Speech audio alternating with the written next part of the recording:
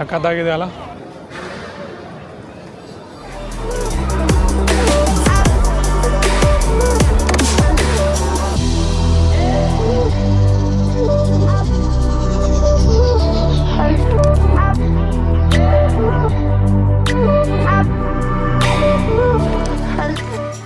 Hello ನಮಸ್ಕಾರ, ಸ್ವಾಗತ ಸುಸ್ವಾಗತ ಹೊಸ ವಿಡಿಯೋದಲ್ಲಿ. ಕೋಲಾಲಂಪುರ್ ಅಲ್ಲಿ ನಮ್ಮ ಮೊದಲ ದಿನ ಇವತ್ತು. ನಾವು ಎಕ್ಸ್ಪ್ಲೋರ್ ಮಾಡಕ್ ಹೋಗ್ತಾ ಇದೀವಿ ಬೇರೆ ಬೇರೆ ಪ್ಲೇಸ್ಗಳು ಕೋಲಾಲಂಪುರ್ ಅಲ್ಲಿ. ಮೇನ್ ಅಟ್ರಾಕ್ಷನ್ಸ್ ಅಂತ ಹೇಳಿದ್ರೆ ಬಾಟು ಕೇವ್ಸ್ ಅಂತ ಹೇಳಿದೆ, ಅಂಡ್ ಚೈನಾ ಟೌನ್ ಇದೆ, ಅಂಡ್ ಬೇರೆ ಬೇರೆ KL ಟವರ್, ಪೆಟ್ರೋನಸ್ ಟವರ್ ಅಂಡ್ ಬೇರೆ ಬೇರೆ ಪ್ಲೇಸಸ್ ಗಳಿದ್ದಾವೆ. ಸೊ ಆ ಪ್ಲೇಸಸ್ ಗಳನ್ನ ನಾವು ಇವತ್ತು ಎಕ್ಸ್ಪ್ಲೋರ್ ಮಾಡಕ್ ಹೋಗ್ತಿದೀವಿ. ನಿನ್ನೆ ಬಂದು ನಾನು ಫುಲ್ ರೆಸ್ಟ್ ತಗೊಂಡ್ಬಿಟ್ಟೆ, ನೈಟ್ ಫ್ಲೈಟ್ ಎಲ್ಲ ಇದ್ದು ಹಂಗಾಗಿ.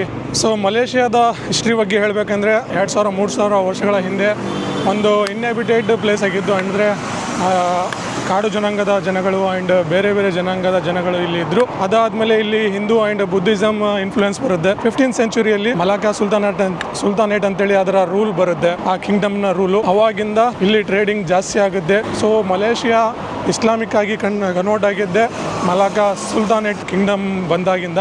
ಸೊ ಅವಾಗಿಂದ ಟ್ರೇಡ್ ರೂಟ್ ಆ್ಯಂಡ್ ಟ್ರೇಡಿಂಗ್ ಎಲ್ಲ ಜಾಸ್ತಿ ಆಗಿ ಕಂಟ್ರಿ ಇವಾಗೂ ಪ್ರೆಸೆಂಟ್ ಟ್ರೇಡಿಂಗಲ್ಲಿ ಚೆನ್ನಾಗಿದೆ. ಆ್ಯಂಡ್ ಎಕಾನಮಿ ಅಂತೂ ಅಲ್ಟಿಮೇಟ್ ಆಗಿದೆ. ಪ್ರೆಸೆಂಟ್ ಎಕಾನಮಿ ಆ್ಯಂಡ್ ಚೆನ್ನಾಗಿ ಗ್ರೋ ಆಗ್ತಾ ಇದೆ. ಫ್ಯೂಚರ್ ಪರ್ಸ್ಪೆಕ್ಟಿವ್ ಆಗಿ ನೋಡಿದರೆ ಮಲೇಷಿಯಾ ನೋಡ್ಬೋದು. ಸಿಟಿ ಸೆಂಟ್ರಲ್ಲಿ ನಂದು ಹಾಸ್ಟ್ಲಿ ಇದ್ದು $500 ಆ್ಯಂಡ್ 10 ರಿಂಗೇಟ್ ಏನೋ ಅವರು ಟೂರಿಸಮ್ ಟ್ಯಾಕ್ಸ್ ಏನೋ ತೊಗೊತಾರೆ. ಆ್ಯಂಡ್ ಇವಾಗ ಎಕ್ಸ್ಪ್ಲೋರ್ ಮಾಡೋಕ್ಕೆ ಹೋಗೋಣ ನಾವು ಹೊಸ ಪ್ಲೇಸಸ್ಗಳನ್ನ ಕೋಲಾಲಂಪುರಲ್ಲಿ. ಇಲ್ಲಿಂದ ಒಂದು ಟ್ರೈನ್ ಹಿಡ್ಕೊಂಡು ಹೋಗಬೇಕು. ಟ್ರೈನ್ ಜರ್ನಿನೂ ತೋರಿಸ್ತೀನಿ ಎಷ್ಟು ನಿಮಗೆ ಖರ್ಚಾಗುತ್ತೆ ಅಲ್ಲಿಗೆ ಹೋಗೋಕೆ ಅಂತೇಳಿ. ನಿಮ್ಗೇನಾದರೂ ಯಾವ ಸಿಮ್ ಕಾರ್ಡ್ ತೊಗೋಬೇಕು ಆ್ಯಂಡ್ ಕರೆನ್ಸಿ ಯಾವ ಥರ ಇಲ್ಲಿ ಎಕ್ಸ್ಚೇಂಜ್ ಮಾಡಿಸ್ಬೇಕು, ಎಲ್ಲಿ ವಿಡ್ರಾ ಮಾಡ್ಬೇಕಂತೇಳಿ ಏನಾದರೂ ಇನ್ಫಾರ್ಮೇಷನ್ ಬೇಕಂದರೆ ಅದನ್ನು ನಾನು ಲಾಸ್ಟ್ ವೀಡಿಯೋದಲ್ಲಿ ಡಿಸ್ಕಸ್ ಮಾಡಿದ್ದೀನಿ.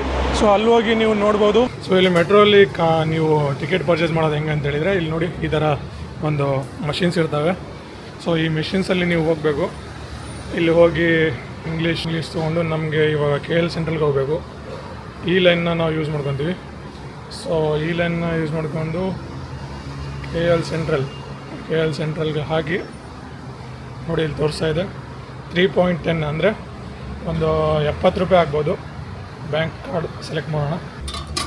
ಬಿತ್ತು ನೋಡಿ, ಈ ಟೋಕನ್ ತೊಗೊಂಡು ಆ್ಯಸ್ ಯೂಶ್ವಲ್ ಯಾವ ಥರ ನಮ್ಮ ಬೆಂಗಳೂರಲ್ಲಿ ನಾವು ಮೆಟ್ರಲ್ಲಿ ಕಾರ್ಡ್ ತೊಗೊಂಡ್ರೆ ಕಾಯಿನ್ ತೊಗೊಂಡ್ರೆ ಹಾಕ್ತೀವಲ್ಲ ಆ ಥರ ಹಾಕಿ ಇಲ್ಲಿ ಎಂಟ್ರಿ ಆಗಬೇಕು. ನೋಡ್ಬೋದು. ಸೊ ಇಲ್ಲಿಂದ KL ಸೆಂಟ್ರಲ್ ಒಂದು 4 ಕಿಲೋಮೀಟರ್ಸ್ ಇದೆ. 4 ಕಿಲೋಮೀಟರ್ಸ್ಗೆ $60 ತೊಗೊತಾ ಇದ್ದಾರೆ. ಸೊ ಎಕ್ಸ್ಪೆನ್ಸಿವ್ ಇದೆ ಇಲ್ಲಿನೂ. ಇದು metro green line metro station ಇದೆ, ನೋಡ್ಬೋದು.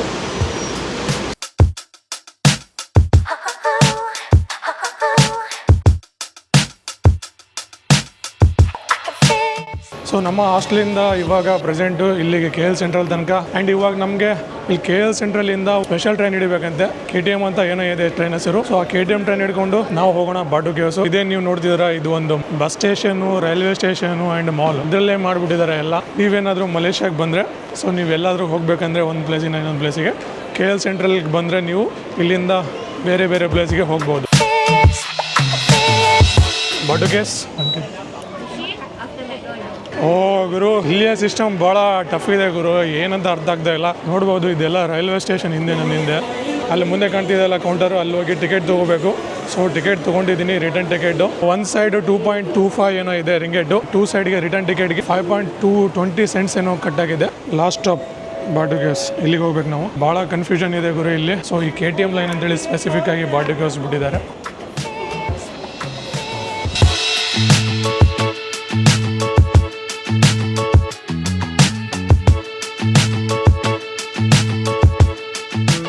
ಬಾಟು ಕೇವ್ಸ್ ಬಂದು ಇವಾಗ ತಲುಪಿದ್ದೀವಿ. ಆ್ಯಂಡ್ ಇದೆ ಬಾಟು ಕೇವ್ಸ್ ಆ್ಯಕ್ಚುಲಿ ಸಿಟಿ ಸೆಂಟ್ರಿಂದ ಒಂದು 20-30 ಕಿಲೋಮೀಟರ್ಸ್ ಏನೋ ದೂರ ಇದೆ. ಅಲ್ಲಿಂದ ಇಲ್ಲಿಗೆ ಬರೋಕ್ಕೆ 1 hour ಆಯ್ತು. ಇವಾಗ KTM ಕಂಪ್ಯೂಟರ್ ತೊಗೊಂಡು ಒಂದು ಮಾರ್ನಿಂಗಿಂದ ಏನು ಊಟ ಮಾಡಿಲ್ಲ ಗುರು.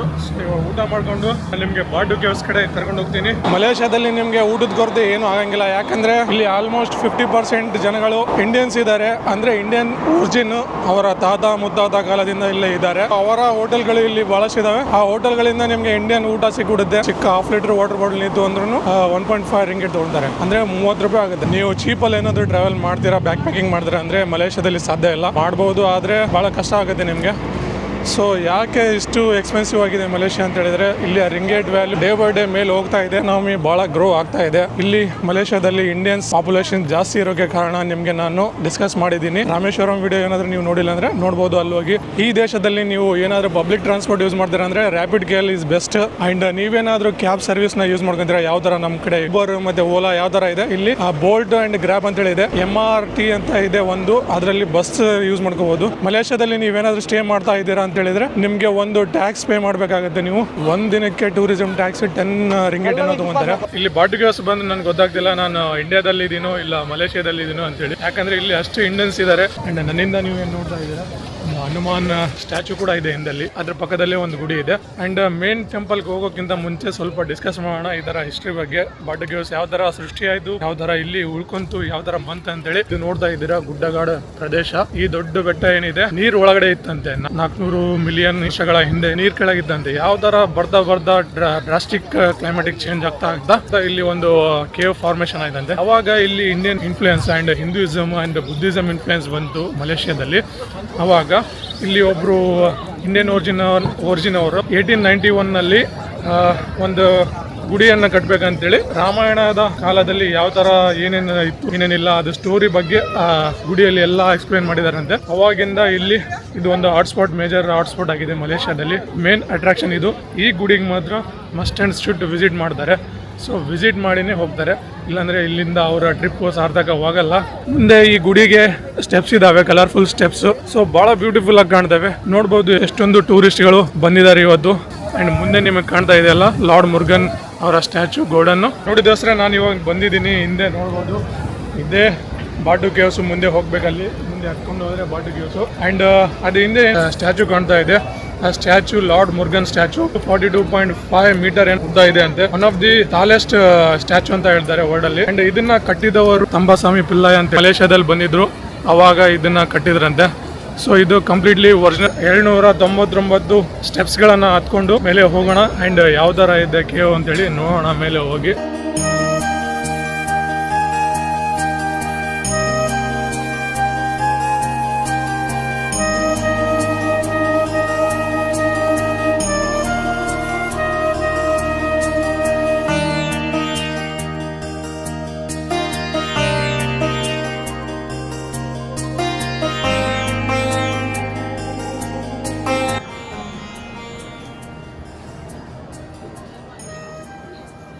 ಆ್ಯಂಡ್ ಬರೋ ಮುಂದೆ ಭಾಳ ಕೋತಿಗಳ ಕಾಟಗಳು ಭಾಳ ಇದೆ. ಸೊ ಕೈಯಲ್ಲಿ ಏನು ನೀವು ಹಿಡ್ಕೊಂಡು ಬರಬಾರ್ದು ಬರೋ ಮುಂದೆ.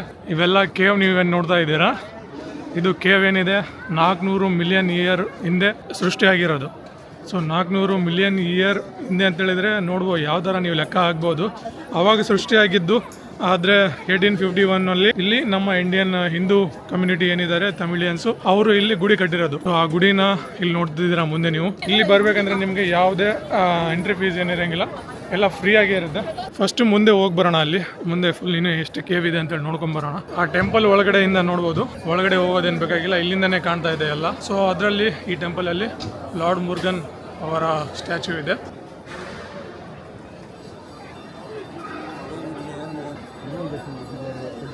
ಸಮುದ್ರದಲ್ಲಿ ಕಂಡುಬರುವ ಲೈಮ್ ಸ್ಟೋನ್ ಅಂತೇಳಿ ಸಿಗುತ್ತಲ್ಲ, ಆ ಸ್ಟೋನಿನ ಈ ಗುಹೆ ಇದು. ಆ್ಯಂಡ್ ಇಲ್ಲೊಂದು ಗುಡಿ ಇದೆ. ಸೊ ಗುಡಿಯಲ್ಲಿ ಹೋಗಿ ಬೇಕಾದರೆ ನೀವು ವಿಸಿಟ್ ಮಾಡ್ಬೋದು.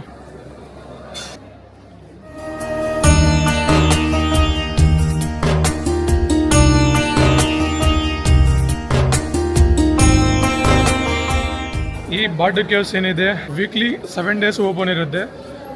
ಮಾರ್ನಿಂಗ್ 6 ಗಂಟೆಯಿಂದ ಓಪನ್ ಆದರೆ ರಾತ್ರಿ 10 ಗಂಟೆ ತನಕ ಓಪನ್ನೇ ಇರುತ್ತೆ. ಆ್ಯಂಡ್ ನೀವು ಬೇರೆ ಬೇರೆ ಕಡೆಯಿಂದ ಕೋಲಾಲಂಪುರಿಂದ ಬಾಟು ಕೇವ್ಸ್ಗೆ ಬರ್ಬೋದು. ಒಂದು 10-15 ನಿಮಿಷ ಆಯಿತು ಇಲ್ಲೇ ಕುಂತ್ಕೊಂಡಿದ್ದೀನಿ. ಸೊ ಭಾಳ ಪೀಸ್ ಇದೆ ಗುರು ಈ ಕೇವಲ್ಲಿ. ಫುಲ್ ಇಲ್ಲಿ ಕುಂತ್ರೆ ಫುಲ್ ಶಾಂತಿಯಾಗಿ ಫೀಲ್ ಆಗ್ತಾ ಇದೆ.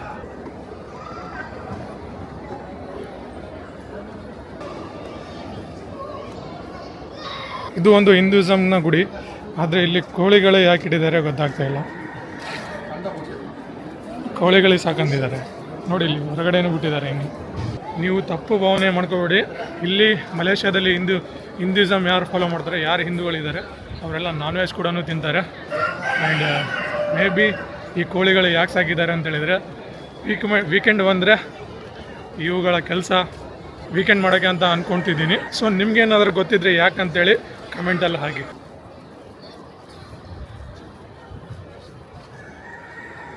ಐ ಡೋಂಟ್ ನೋ ಮಲೇಷ್ಯಾದಲ್ಲಿ ಕ್ಲೈಮೇಟ್ ಯಾಕೆ ಇಷ್ಟು ವೇರಿ ಆಗುತ್ತೆ ಅಂತ ಗೊತ್ತಿಲ್ಲ. ಒಂದು ಅರ್ಧ ತಾಸು ಮುಂಚೆ ಬಿಸಿಲಿದ್ದು ಆ್ಯಂಡ್ ಇವಾಗ ಮಳೆ ಬರ್ತಾ ಇದೆ. ಮೋಡ ಕವಿದ ವಾತಾವರಣ ನೀವು ನೋಡ್ಬೋದು.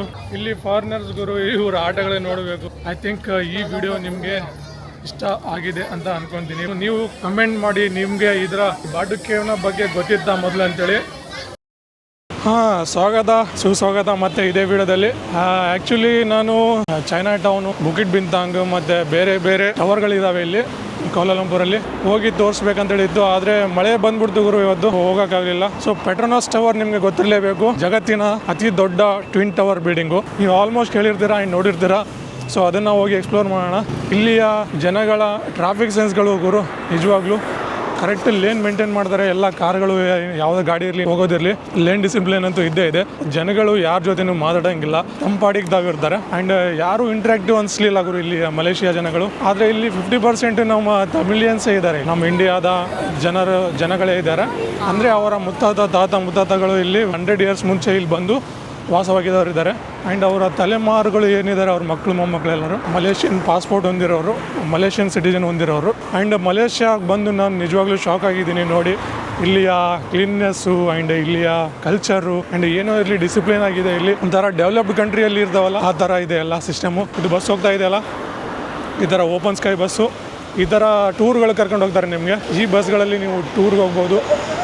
ಸಮ್ ಚಾರ್ಜಸ್ ಮಾಡ್ತಾರೆ ಅವರು. ಆ ಚಾರ್ಜ್ ಪೇ ಮಾಡಿದರೆ ಫುಲ್ ಕೌಲಾಲಂಪುರ್ನ ಟೂರ್ ಮಾಡಿಸ್ತಾರೆ. ಇಲ್ಲಿ ಲೋಕಲ್ ಜನಗಳಿಗೆ ಸಿವಿಕ್ ಸೆನ್ಸ್ ಅಂತೂ ಫುಲ್ಲು ತುಂಬಿ ಹರಿತಾ ಇದೆ. ಇಲ್ಲಿ ಡೈಲಿ ಕ್ಲೀನಿಂಗ್ ಎಲ್ಲ ಆಗ್ತಾ ಇರ್ತವೆ ರೋಡ್ಗಳೆಲ್ಲ, ಎಲ್ಲೂ ಗಲೀಜೇ ಇರೋಂಗಿಲ್ಲ. ನೋಡ್ಬೋದು ನೀವು, ಒಂದು ರೋಡಲ್ಲಿ ಒಂದು ಪ್ಲಾಸ್ಟಿಕ್ ಪೇಪರ್ ಏನು ಕಾಣಂಗೇ ಇಲ್ಲ ನಿಮಗೆ ದಾರಿಯಲ್ಲಿ. ಇಲ್ಲಿ ನೋಡಿ ಮುಂದೆ ಸ್ವಲ್ಪ ಕಾಣ್ತಾ ಇದೆ ಅಂತ ಅಂದ್ಕೊತೀನಿ ನಿಮಗೆ ಪೆಟ್ರೋನಾಸ್ ಟವರು.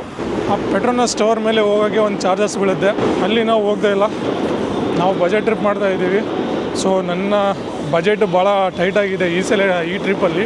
ಸೊ ಹಂಗಾಗಿ ಆಲ್ಮೋಸ್ಟ್ ನಾನು ಎಲ್ಲ ಕಟಪ್ ಮಾಡ್ತಾಯಿದ್ದೀನಿ, ಇಲ್ಲಾಂದರೆ ಎಲ್ಲ ಎಕ್ಸ್ಪ್ಲೋರ್ ಮಾಡಿ ತೋರಿಸ್ತಾ ಇದ್ದೆ ನಿಮಗೆ. ಓ ಗುರು, ನಂಬೋಕ್ಕಾಗ್ತಿಲ್ಲ ಗುರು, ಇಷ್ಟು ಸಖತ್ತಾಗಿದೆ ಅಂಥೇಳಿ. ಬರೀ ಫೋಟೋಲ್ಲಿ ನೋಡಿದ್ದೆ, ಇವಾಗ ಪ್ರೆಸೆಂಟ್ ಬಂದು ನೋಡ್ತಾ ಇದ್ದೀನಿ. ಏನು ಸಖತ್ತಾಗಿದೆ ಗುರು, ಇದು ಡಿಸೈನು ಇಂಜಿನಿಯರಿಂಗ್ ಮಾರ್ವೆಲ್ ಅಂತ ಹೇಳಬೇಕು. ವರ್ಲ್ಡ್ ಫೇಮಸ್ ಪೆಟ್ರೋನಾಸ್ ಟವರ್ನ ತೋರಿಸ್ತಾ ಇದ್ದೀನಿ ನಿಮ್ಮ ಮುಂದೆ. ಸೊ ಕಣ್ಣು ಮುಚ್ಚಿ ಕಣ್ಣು ತೆಗೀರಿ ಆ್ಯಂಡ್ ನೋಡಿರಿ.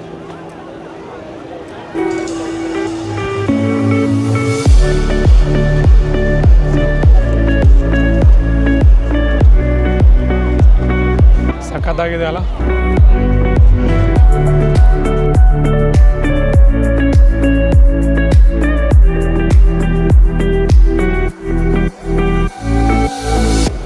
ಐ ಥಿಂಕ್ ಈ ಬಿಲ್ಡಿಂಗ್ ಏನಿದೆ ಇದು 1999ಇಂದ 2004 ತನಕ ವರ್ಲ್ಡ್ಸ್ ಟಾಲೆಸ್ಟ್ ಬಿಲ್ಡಿಂಗ್ ಆಗಿದ್ದು. ಆದರೆ ಇವಾಗ ಪ್ರೆಸೆಂಟ್ ಬುರ್ಜ್ ಖಲೀಫಾ ಕಟ್ಟಿದ ಮೇಲೆ ತನ್ನ ಅದು ರೆಕಾರ್ಡ್ನ ಕಳ್ಕೊಂತು.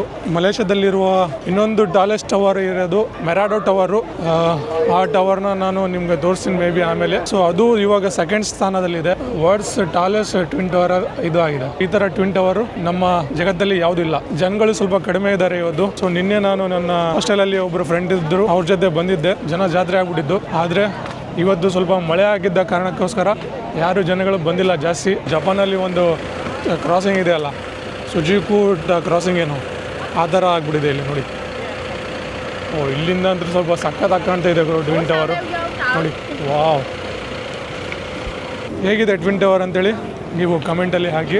ಈ ಥರ ಫೋಟೋಗ್ರಾಫರ್ಸ್ ಇಲ್ಲಿ ಮುಂದೆ ಹೋಗ್ತಾ ಇರ್ತಾರಲ್ಲ, ಈ ಥರ ಫೋಟೋಗ್ರಾಫರ್ಸ್ ಭಾಳ ಜನ ಕಾಣ್ತಾರೆ ಇಲ್ಲಿ. ಸೊ ಅವರು ನಿಮಗೆ ಫೋಟೋ ತೆಗೆದು ಲೈಟಾಗಿ ಫೋಟೋ ತೆಗೆದು ಸ್ವಲ್ಪ ಚಾರ್ಜ್ ಮಾಡ್ತಾರೆ, ಅಂದರೆ ಒಳ್ಳೆ ಫೋಟೋಸ್ಗಳು ಬರ್ತಾರೆ.